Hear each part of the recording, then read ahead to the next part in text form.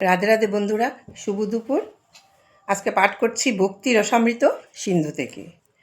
হরিভক্তি শুধুদয় গ্রন্থে উল্লেখ করা হয়েছে যে মহাভাগবত প্রহ্লাদ মহারাজ ভগবান নৃপসিংহদেবকে প্রার্থনা জানাচ্ছেন, হে প্রভু, আমি বারংবার আপনার শ্রী পাদপদ্মে প্রার্থনা করি যেন আপনার প্রতি আমার ভক্তি দৃঢ়তর হয়।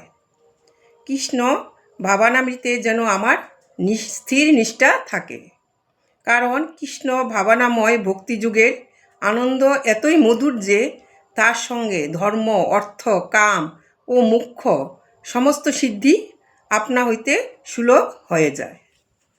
শুদ্ধ ভক্ত কখনোই এই সমস্ত সিদ্ধির আকাঙ্ক্ষা করেন না, কারণ কৃষ্ণ ভাবনাময় ভক্তিযুগের আনন্দ এতই নির্মল ও অসীম যে তার সঙ্গে অন্য কোনো সুখেরই তুলনা হয় না।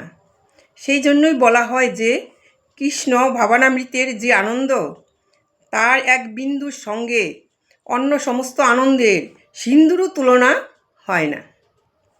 তাই যদি কোনো মানুষের হৃদয়ে অল্প একটুকু শুদ্ধ ভক্তির বিকাশ হয়ে থাকে, তিনি তখন অনায়াসেই ধর্ম, অর্থ, কাম ও মোক্ষ থেকে লভ্য সমস্ত তথাকথিত আনন্দকে পদাঘাতপূর্বক পরিত্যাগ করিতে পারেন।